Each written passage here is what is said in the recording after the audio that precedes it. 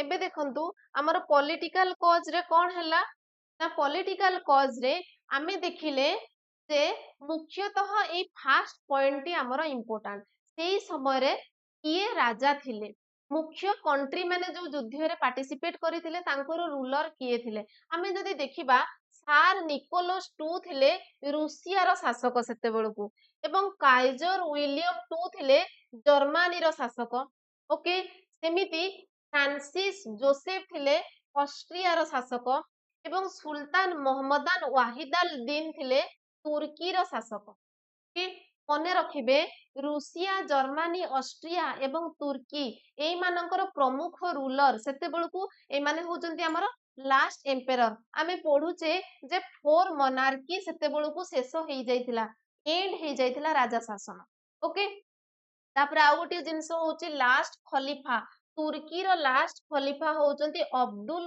अल माजिद मने रखिबे अब्दुल अल माजिद होचंती तुर्की रो लास्ट खलीफा खलीफा किए ना तांकर मुस्लिम लीडर जे थिले तुर्की रो मुस्लिम लीडर को खलीफा कहा जाए सेही अनुसारे आमे हमर जेते बेलकू इंडियन हिस्ट्री पढुचे इंडियन नेशनल मूवमेंट रे आमे कोन पढुचे खिलाफत मूवमेंट पढुचे सेते बेलकू सेही तुर्की रो खलीफा को सपोर्ट करिबा को जाई कि हमर जो मुस्लिम माने जो स्वर उत्तोलन करिथिले इंडिया रे ताकू ही आमे खिलाफत मूवमेंट भाबरे पढु ओके मने रखिबे तुर्की रे मुस्लिम लीडर को खलीफा कहा जाए एवं लास्ट खलीफा होचंती Abdul al Majid okay next point होची न्यू कंट्री जो are created out of old empires ताले जो पुराना एम्पायर्स थिला ताहा डिवाइड हे गला छोटिया छोटिया कंट्री रे विभक्त हे गला तापरे next Russia and Germany gave land to Poland एवं रूसिया को एवं जर्मनी कोन कला पोलैंड को ताको किछि जागा देबा पई पड़िला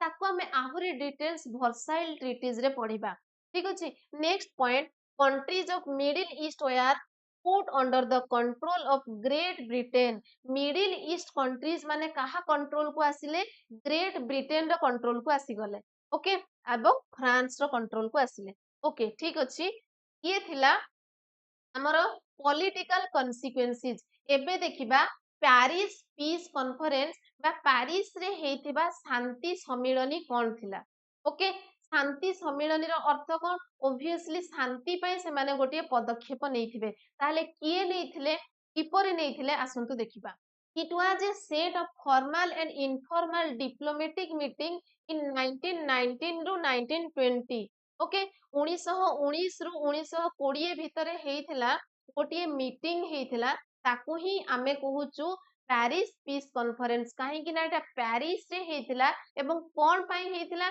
यार एम कोन थिला ना पीस पई हेइथिला okay the purpose of this meeting was to establish peace after the world war प्रथम विश्व युद्ध परे सबु देश रे केमिति शांति प्रतिष्ठा हेबो मैत्री भाव स्थापन हेबो सेइथि पई पेरिस पीस कॉन्फ्रेंस आयोजन करा जाइथिला ओके तापरे the victories allies set the peace terms okay peace terms for the defeated central powers ए शांति सम्मेलन रे तांकर जो सबु थिला शर्त गुड़िक थिला ताकू किए डिसाइड करथिले ना जो माने विक्ट्रीज हेथिले अर्थात अलाइड पार्टी माने जो पार्टी जीती थिले सेई कंट्री रो मेंबर माने डिसाइड कले जे हारी थिबा कंट्री मानको सब कोन कोन दंड दिया जिवो जहा द्वारा पर मुहूर्त रे आउ जेमिति आउ गोटे नेक्स्ट वर्ल्ड वार न आसी ओके जेमिति आउ गोटे वर्ल्ड वार करिबा पई लोक डरिबे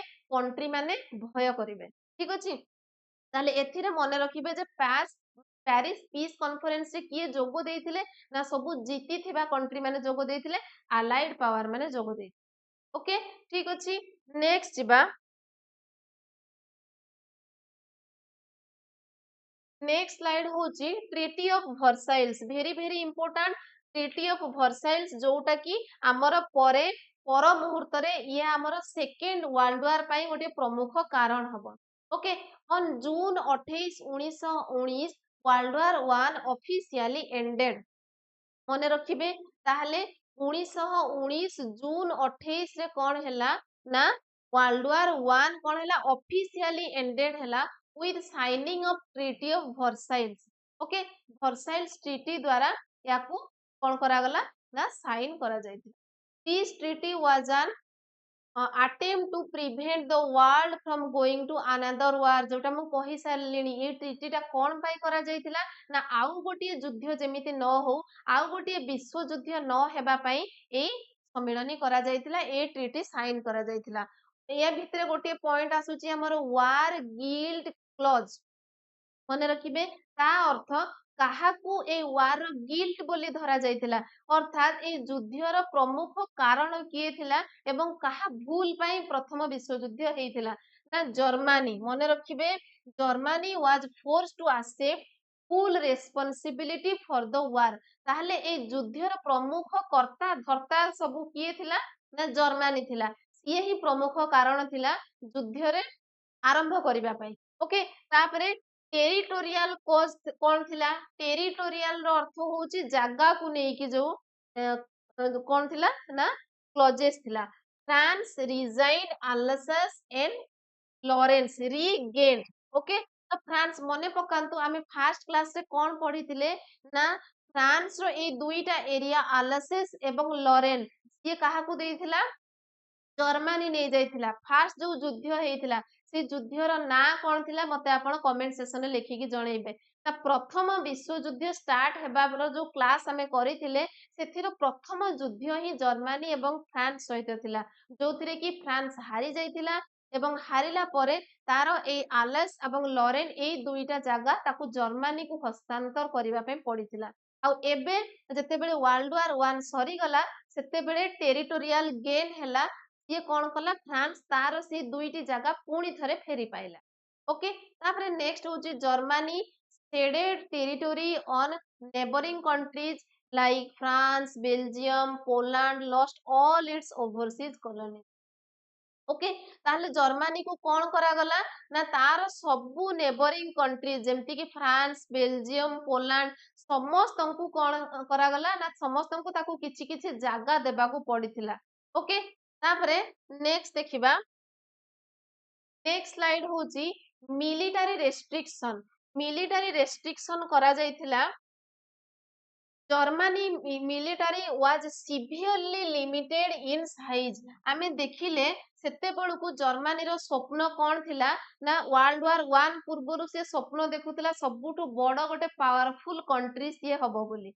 ओके, सेही अनुसार से तार आर्मी को स्ट्रांग करूतिला, किंतु से आर्मी को ही एठी लिमिटेड कर दिया गला, तार साइज को बहुत परिमाण रे कमे दिया गला।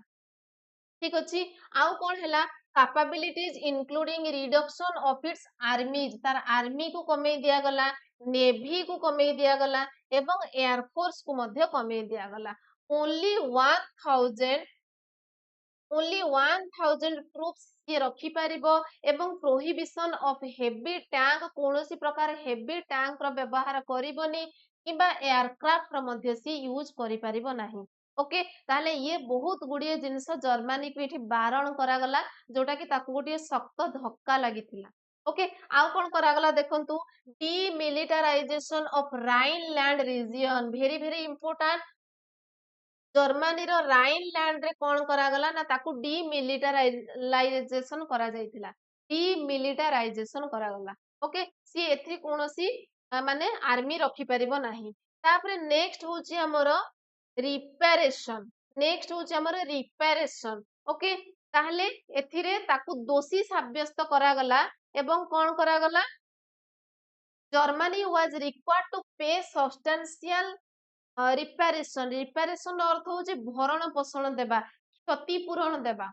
ओके, ताहले जेहेतु जर्मनी को एठी मुख्य आसामी बोली धरा होची, ता पाई युद्ध हेची बोली कुहा होची, तेनु सीए रिपेरेशन दबो, क्षतिपूरण दबो। ता पाई जो मानकर युद्ध हेची अलगा कंट्री रे जो क्षय क्षति हेची ताको से भरण पोषण करिवो। Okay, Germany was required to pay substantial reparation to the allied countries। allied countries माने एठी जीति चंती, ताहले हारी थिबा कंट्री कोन करिवे ना जीति थिबा कंट्री को एठी कोन करिवे ना सपोर्ट करिवे, पेमेंट करिवे, से माने इकोनॉमिकली तांको किछि जागा किंबा पैसा प्रोवाइड करिवे for the damage caused by the war which led to significant economic hardship. ताहले ତାଙ୍କର ଯୋଉ ସବୁ ଡ୍ୟାମେଜ ହେଲା ଏଇ ଯୁଦ୍ଧ ପାଇଁ ଯେ ସବୁ କ୍ଷୟକ୍ଷତି ହେଇଥିଲା ତାର ଭରଣ ପୋଷଣ ପାଇଁ ଏଠି ଜର୍ମାନୀକୁ ବହୁତ ସାରା ମାନେ କଣ ମୂଲ୍ୟ ଦେବା ପାଇଁ ପଡିଥିଲା।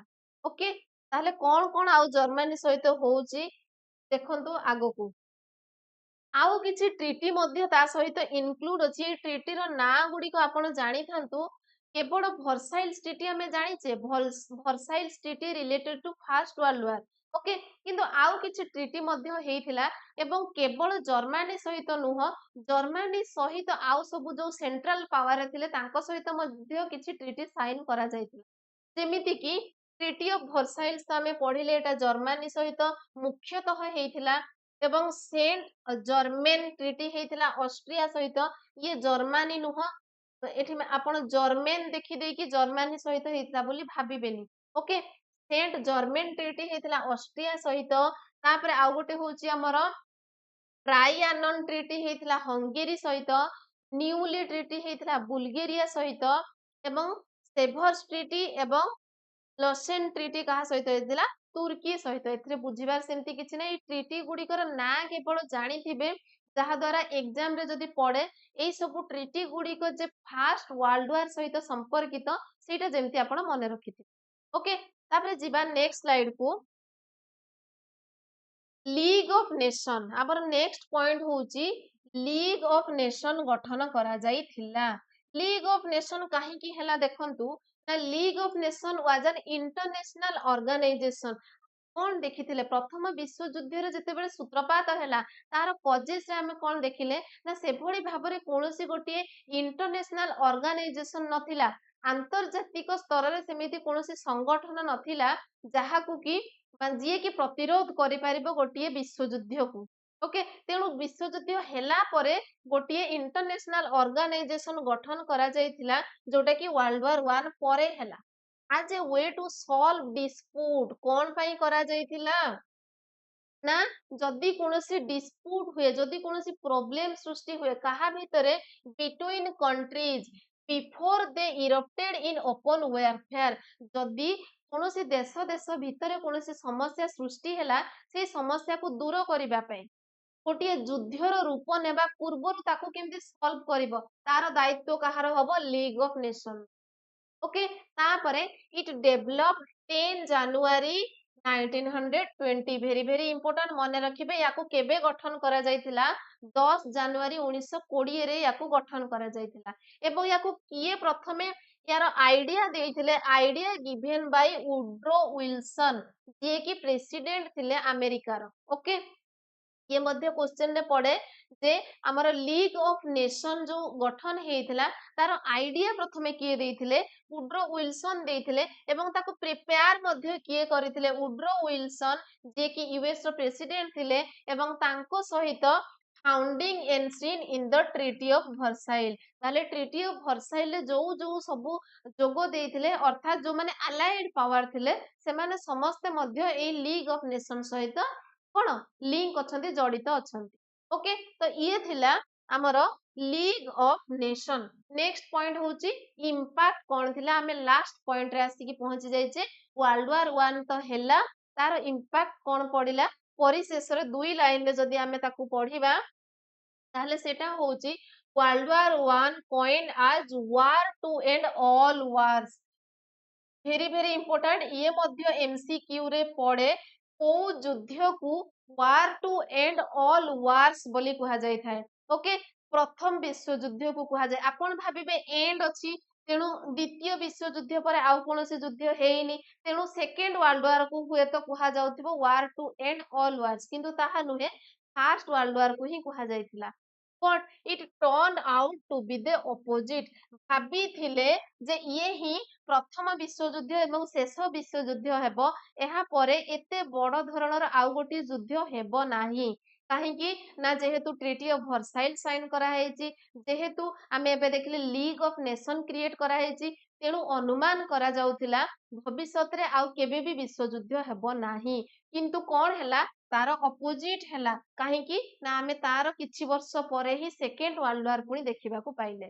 ଓକେ, ନେକ୍ସଟ ହଉଛି by ensuring Germany's ruin and political humiliation Through the Treaty of Versailles, the post-war settlement provided fertile ground to World War II. ତାହେଲେ ଜର୍ମାନୀ ସହିତ ଯେଉଁ ଅପମାନଜନକ ସର୍ତ୍ତ ଗୁଡ଼ିକ ସ୍ୱାକ୍ଷରିତ କରାଯାଇଥିଲା, ତା ସହିତ ଯୋଉ ଭର୍ସାଇଲ୍ ଟ୍ରିଟି ସାଇନ୍ କରାଯାଇଥିଲା ଏବଂ ତାର ମିଲିଟାରୀକୁ ଏତେ ପରିମାଣରେ କମେଇ ଦିଆଗଲା, ଯାହା ଫଳରେ କଣ ହେଲା ନା ସିଏ ପୁଣି ଥରେ ପ୍ରତିଶୋଧ ନେବା ପାଇଁ ଚାହିଁଲା ଏବଂ ଯୋଉଟା କି ସେକେଣ୍ଡ ୱାର୍ଲଡ ୱାର ପାଇଁ ଗୋଟିଏ ପ୍ରମୁଖ କାରଣ ବନିଥିଲା। ଠିକ ଅଛି, ତାପରେ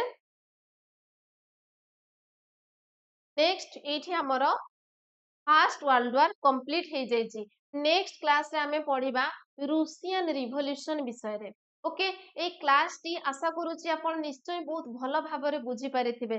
ଯଦି ଭଲ ଲାଗିଥାଏ ଗୋଟିଏ ଲାଇକ୍ ନିଶ୍ଚୟ କରିବେ ଏବଂ ଚ୍ୟାନେଲରେ ନୂଆ ଥିଲେ ଚ୍ୟାନେଲକୁ ସବସ୍କ୍ରାଇବ ମଧ୍ୟ କରିଦେବେ। ଆଉ ହଁ, ଯଦି ୟାର PDF ଚାହୁଁଥାନ୍ତି ତାହେଲେ ଆମ ଟେଲିଗ୍ରାମ ଚ୍ୟାନେଲରେ ଜଏନ ହେଇଯିବେ। ଥ୍ୟାଙ୍କ ୟୁ, ଜୟ ହିନ୍ଦ।